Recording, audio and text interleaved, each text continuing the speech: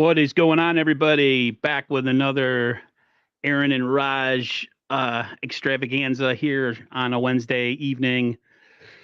What do you got? About 5 days till the Niners kick off on Monday night, around 5 days or so. I don't know. Wednesday, Thursday, Friday, Saturday, Sunday, whatever. Anyways, 6 days. And we just wanted to come on here, hit up on the latest Niners news. We got guys re-signed. We got good news with Ricky Parasol. We got a lot of cap room. We got some drama, if you want to call it that. Some people making some waves about the 49ers front office possibly moving on from Kyle and John and not wanting to spend any money anymore. A lot of weird stuff going on, but Niners football is back. This is literally, I can't believe it. It's September. What the hell happened to the offseason, Raj? Blink and you miss it. That's what happened. It always does it. Every year goes by. I always tell people, enjoy the off season, enjoy your summer, have a vacation because as soon as you know it, football season is back. Tomorrow, first NFL game of the season. We are back, baby. We are so back, and I'm excited. And today, we're gonna recap everything that happened pretty much this last week. I feel like this last week has felt like 12 years of news in one week. Yeah. It's just like, If you wow. were a content creator and you were banking on this coming week being good for business, it was very good for business. Yeah, If you make money off of doing this, so I posted so um much this week, like it literally every crazy. second.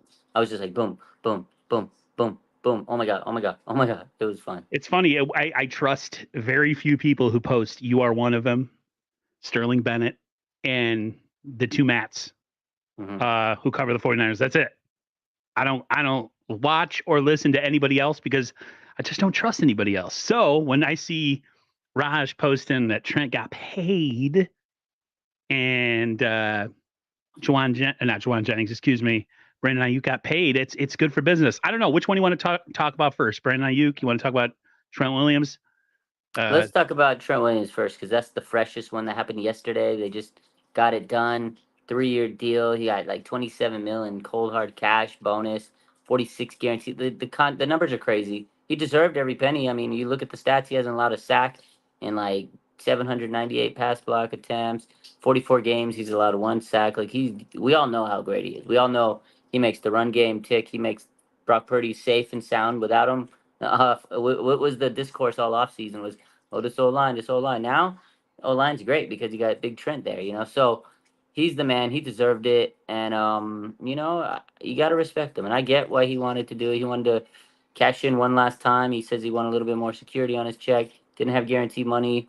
NFL's tough. If you get hurt, you get hurt and you lose your money. So, we're going to squeeze a little bit more out of him. He's going to squeeze a little bit more out of the Niners. So it goes both ways. I think it was fantastic. And he's now the third highest paid tackle in the NFL, which it makes sense. He's still among the greatest. He's still one of the best all time. Mm-hmm. But there's some young guys that deserve to be the highest, like Tristan Wirfs and Penny Sewell. We got to respect them. But Trent being third at 36 is pretty remarkable. It's fantastic. He says he intends to play out the contract, so we'll see. If they could get a chip, I don't know, in the next year or so, that might change. But if he says he's going to stay, I hope he stays because I don't know if you saw the sound bite with Tom Brady talking about. I don't know if I forgot exactly what he said, but he was talking about the fact that like the importance of having your left tackle signed and ready to go. And sure enough, the Niners have that. I can't say that I like expected. Like the things are going to get done before the season. They're not going to go into the season and have a season without two of their best players. But it gets really fishy, when you're getting into within a week of the season. BY or BA, excuse me, he got paid too, and I mean, he even said that maybe he had something to do with things going the way that it did. So, whatever. I don't care. He's back. That's all that matters. He got paid. He's not he's not the highest paid. He's in there in the Tyreek Hill neighborhood, which is fine. 30 million kind of, I think me and you talked and you talked probably with numerous other people. That was kind of the neighborhood where I thought he kind of belonged anyways, So That was fantastic. That was like two of the best things to happen. Sandwiched in with something really horrible. Yeah. The news of what happened with the Ricky Parasol. That was like, talk about not giving, pardon my French, not giving a shit about football when one of your players, you don't know if he's gonna like survive being shot. And there was reports that he got shot in the arm, he got shot in the chest, he got shot here, he got shot there. A lot of inaccuracies, some people making, monetizing off of it, trying to break things and saying they have people that they know, but they don't really know. More, what I'm talking about. I'm not gonna name names. And so I don't know.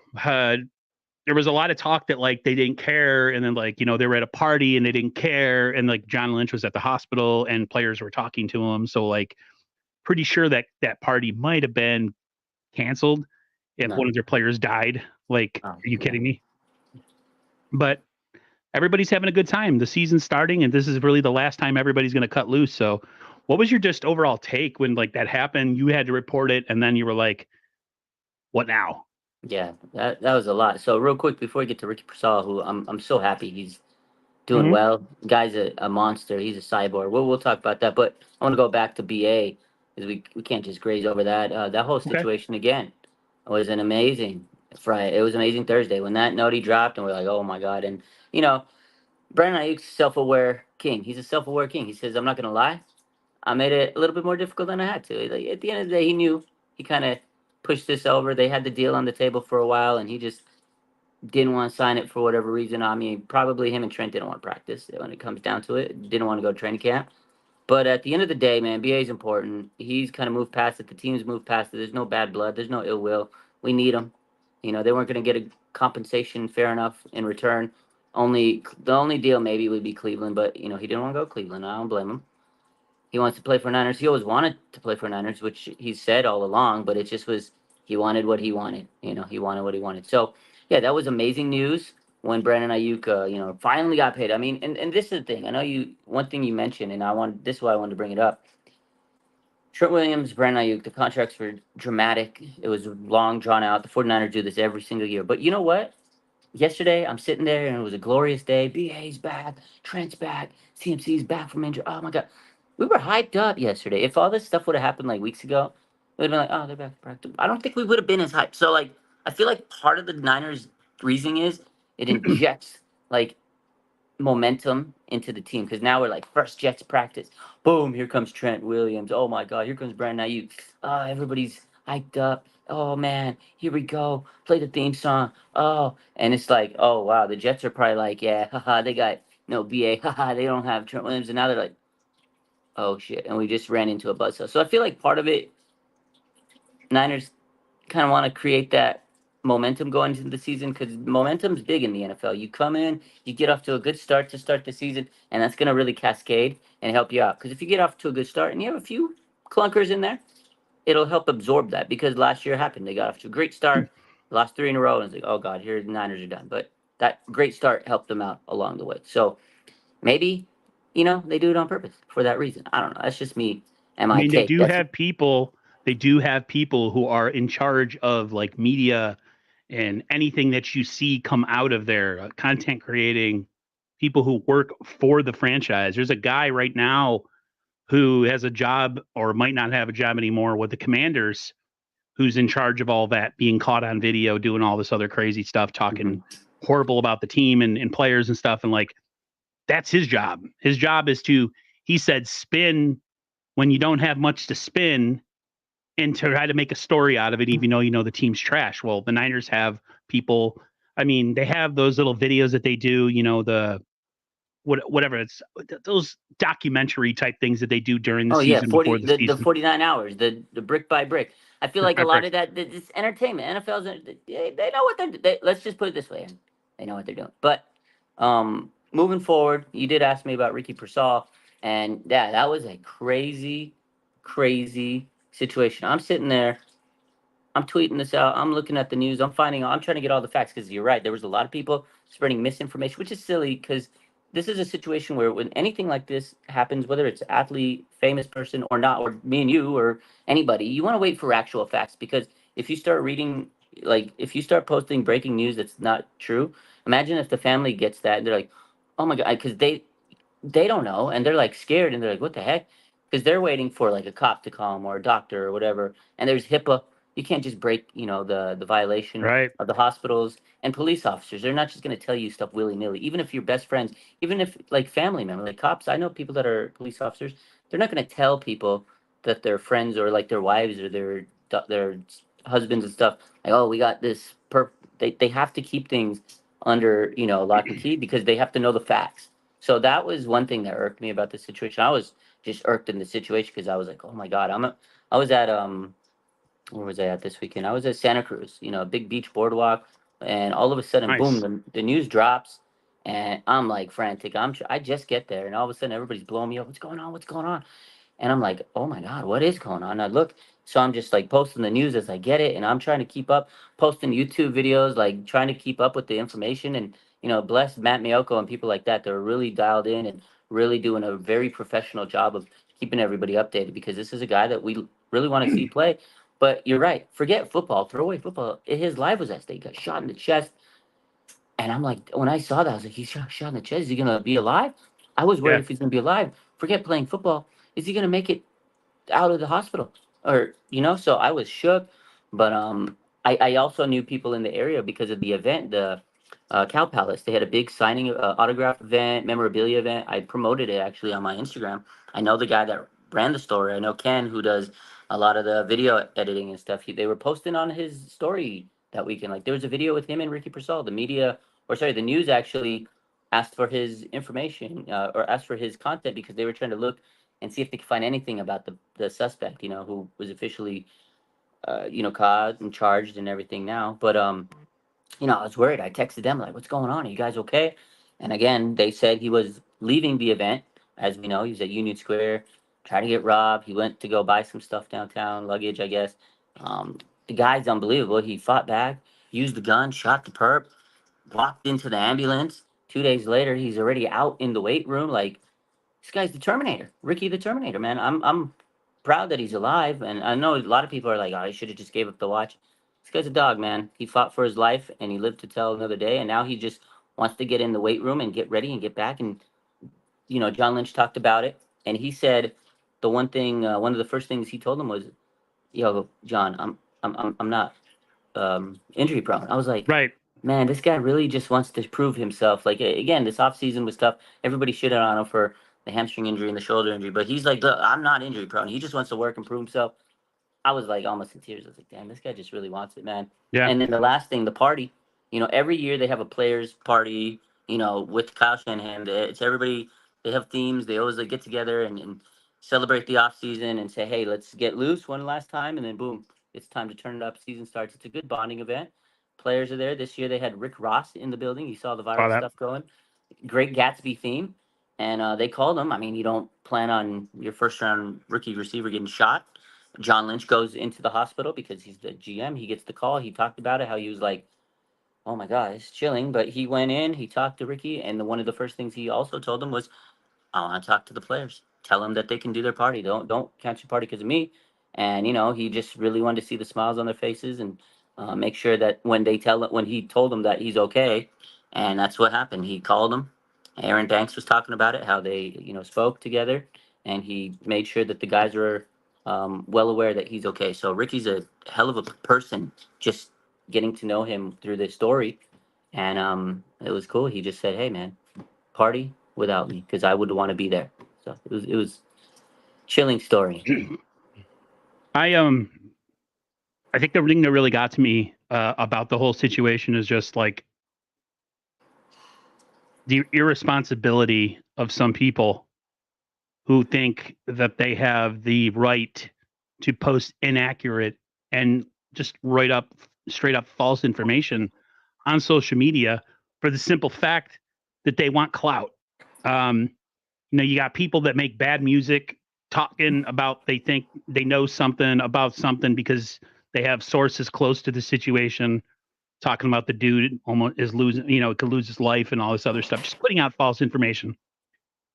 You have other people putting out information about the 49ers maybe not being like supportive of him and not caring and going to the party, not knowing anything that's going on behind the scenes. And it's just, I've been really, I've been really, I've been trying to not have self control issues when it comes to social media, but I've been really just letting it rip against that kind of stuff. I really think people, they have like a literal moral issue when it comes to things like this, and it really pissed me off.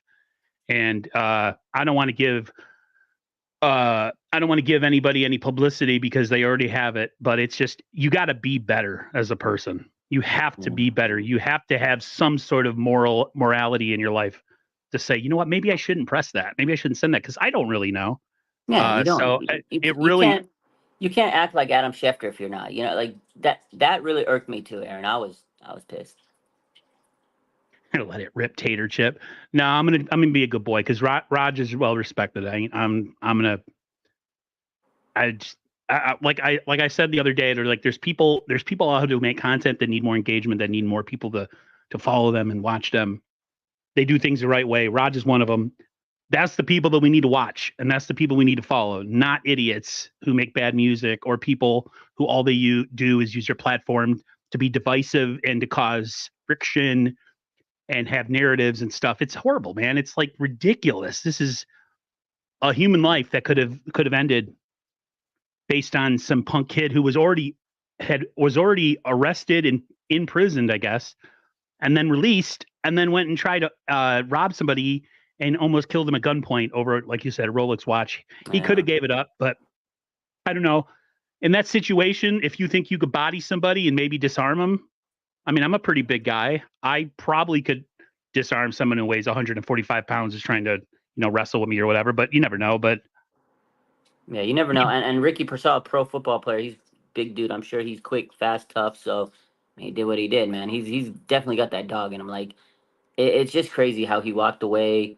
He walked into the ambulance, and you know, you got people making the memes of, you know, many men with 50 cents, but that literally is like the vibe. It's just like, man, this guy is he lived to see another day. He fought back, and he stood on his business, and it's crazy because you know you get mixed reactions. People say, you know, let it go, let it go. Like he probably should have. There should next time. Hopefully, he has security around him, but you know, he was out shopping. Like normally, people go shop. Athletes go shopping all the time.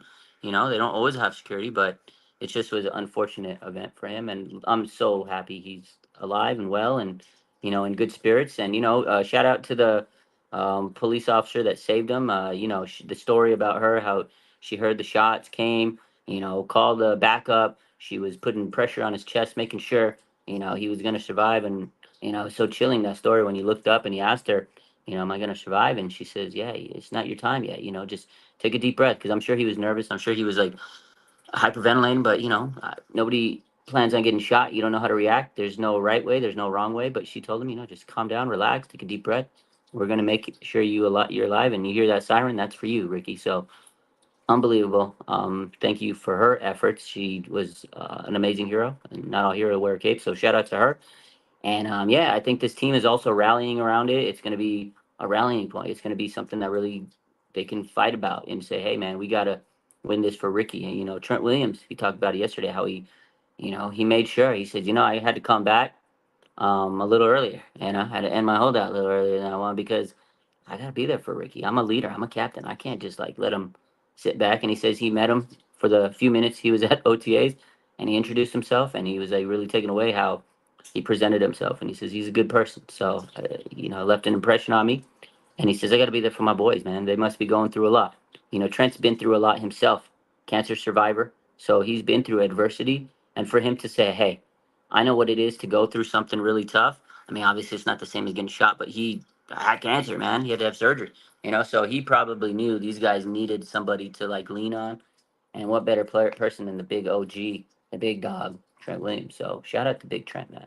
man, he's so massive. Did you see that picture of him with like the dog Mm-hmm. outside the air? Was he outside of an airplane? I'm not trying to. So that Man, was his brother the night before everything. He was boarding his plane, his personal plane, and his brother posted, you know, year 15 on the works, you know, money signs. So he was basically hinting before the news dropped, yo, this man's on his way to get paid in the Bay, and then all the news broke out. So yeah, he was sitting next to that's his dog. That's Trent's dog, bro. That dog is He's massive. He's bigger than me. Trent is a humongous human being. Yeah. I've stood next to some people that are about his size, and you could literally, I could turn, I mean, I'm large, but you could turn sideways and literally hide behind him and no one would see you, even at 6'3". Like he's that massive. It's huge. I was watching a clip of him today, Trent, that clip that against the Cardinals where he just like freaking ramrods that defensive back and he just goes flying out of the screen. It's beautiful. It's absolutely beautiful.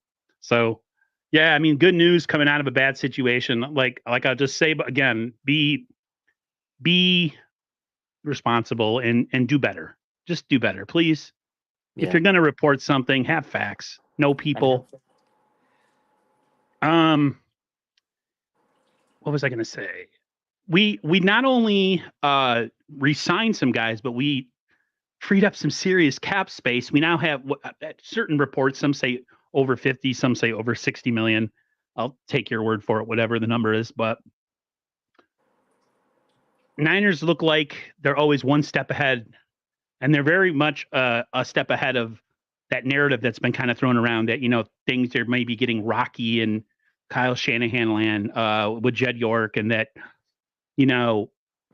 there's a reason why they took so long to pay people, and that Jed didn't want to pay, and Jed's dissatisfied, and yada yada yada. There's a lot of that. It's coming from the usual source. We all know who that is.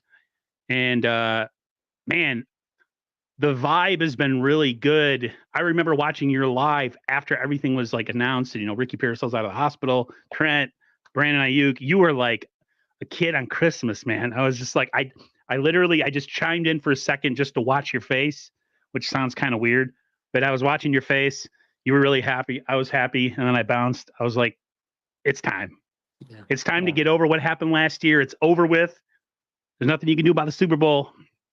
We got a really, really, really, really good team.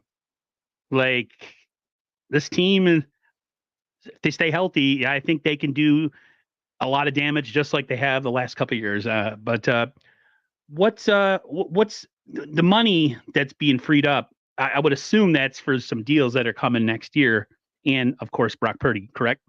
Yeah, absolutely. So yeah, they get about approximately like 60 million in cap space. Obviously what they did, masterclass of a job from Parag in this front office, front loaded a lot of contracts. They, gave a lot of guaranteed money up front. They gave, restructures. They took, dude, Malik Collins, the guy they signed this offseason, Right. restructured his contract and he created like 6 million cap space or 5 million cap space. And then they restructured Debo as you got 16. So they pay these guys up front in a bonus, like cash front bonus. And it's like, here, it's cold cash. So, all right, cool. Get 25, whatever they get, cash up front, bonus guaranteed.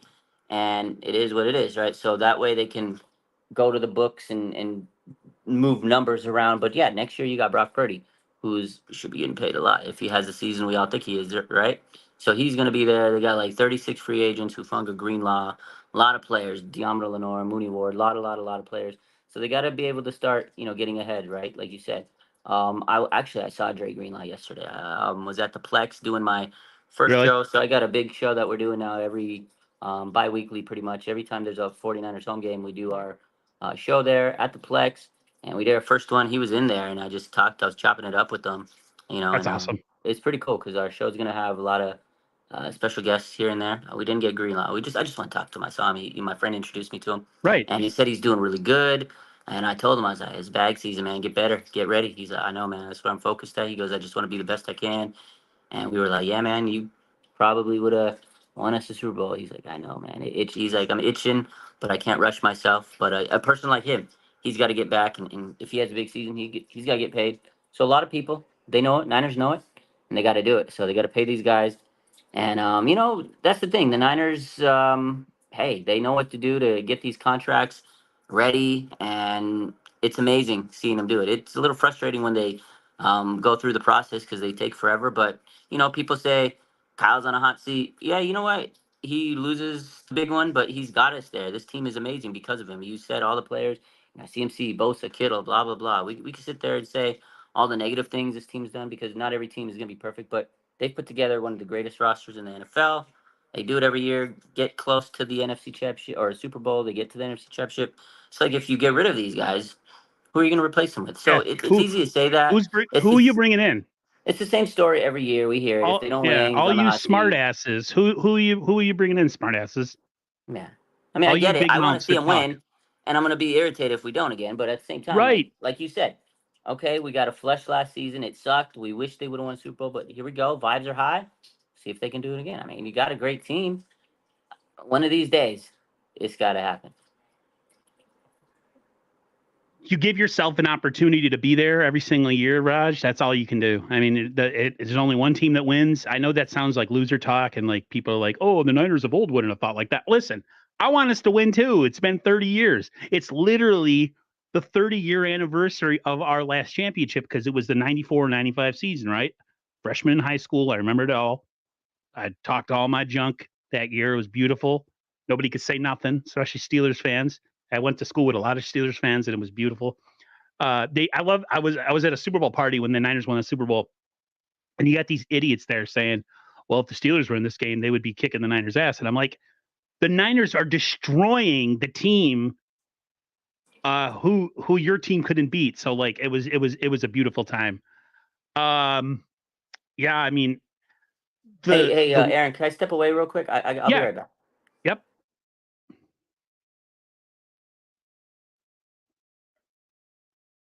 I'm gonna try to do the solo thing again here, people.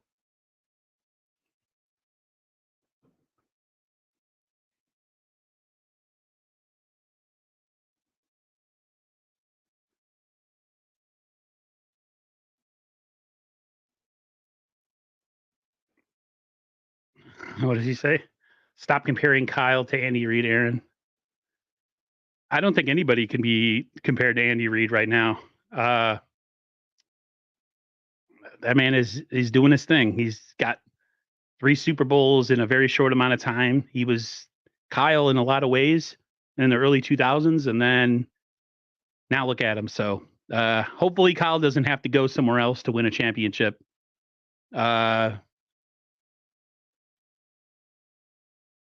Hey, what's going on, Brandon? How have I been? I'm doing good. I'm having some physical issues with my knee again. Go figure, guys, right? I'm 44. I might need another knee surgery. Third one in 3 years, but we'll see. I think the one thing that we can all kind of take note of is the fact that Deebo Samuel, with his restructure, a lot of us, including myself, Raj, other people, we're saying that maybe he's going to be a cap casualty next year because they can't keep him, and with Brandon Ayuk getting the bag, but it looks like maybe that is not the case, and that Deebo Samuel will end up sticking around. I hope he does. I think he's one of our better players. I would hate to see him go. I understand if they do move on from him. They have Cowling, they have Pearsall. Hopefully, when he comes back and he's healthy, but I think it's a good issue, a good problem to have if we keep him and we can afford him, and he wants to stay. That would be fantastic. But I'm just going to wait a little bit more on Raj. We weren't going to be on too late tonight, too long. He's had a long day, so I don't want to keep him. We'll give him a little bit more. What are my thoughts on Smitty? What are my thoughts on Smitty? Who's Smitty? Please explain.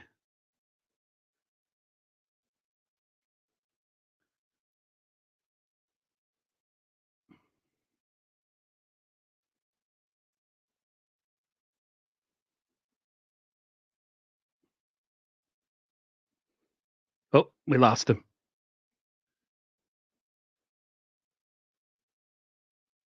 Leon Sandcastle. Hold on, guys. Let me move this over.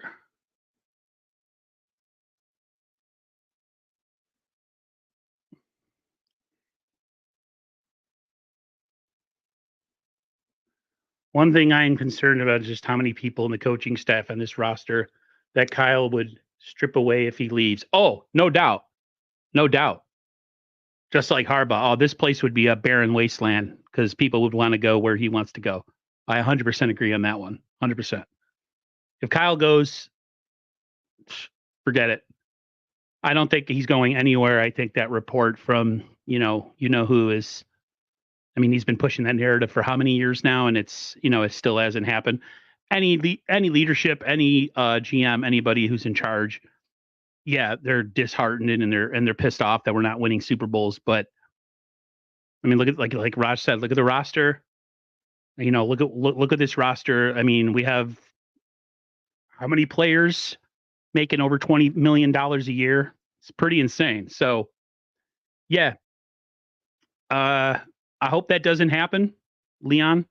I hope he stays here for a really long time. I wanted to show you guys a video real quick. Because, you know, it's football season. It's, you know, Brock Purdy's going to get, you know, crapped on once again. It's that time of year, right?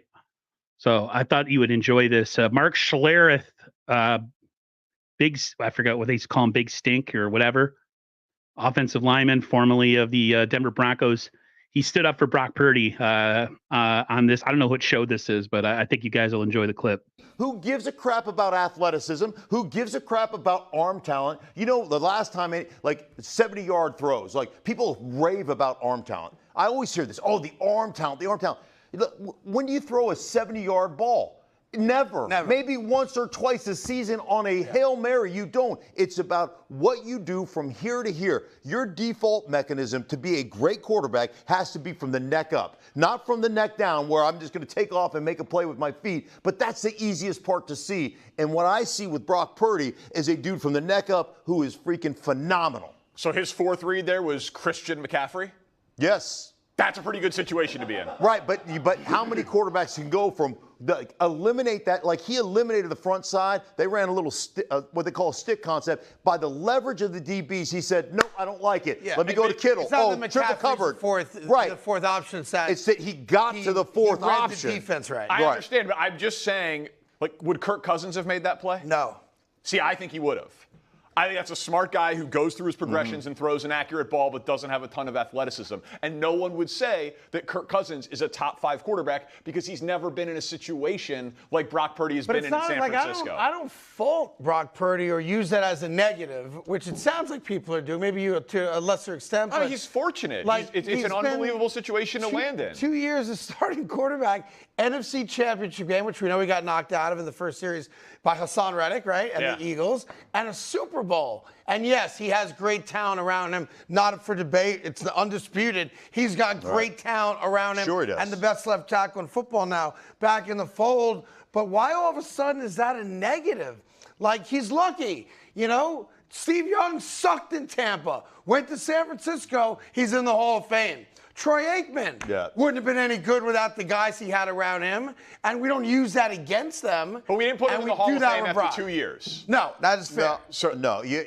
Listen, man, they are a Super Bowl contender, and one of the many reasons they're a Super Bowl contender is because their quarterback plays that way. He gets through progressions, and he puts the ball in the hands of his playmakers. He does a great job of it.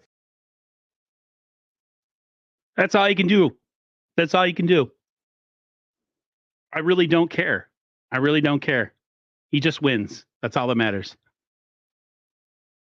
I just wanted to let you guys see that because I feel like every network now has some nerd who probably got bullied in high school who becomes the analyst, Nick Wright, other people on other platforms who it's just insane. It's absolutely insane. But I'm going to leave you guys with that. I don't think Raj is coming back.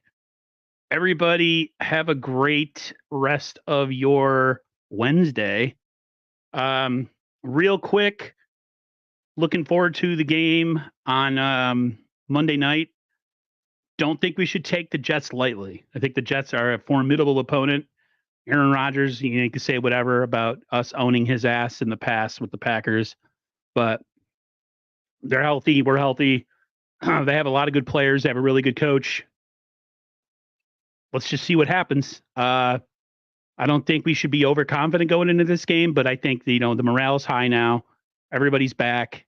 Ricky Parasol looks like he's going to make his recovery and be back in probably like around week 5, week 6. So the vibe is good, but I just hope we don't go into this game a little overconfident, at least as a fan base. I think the players won't. I think the players have, been around the block once or twice. Everybody have a great rest of your night. Make sure you give a like, share, comment, subscribe to 49ers First Takes and RSF 49ers Live.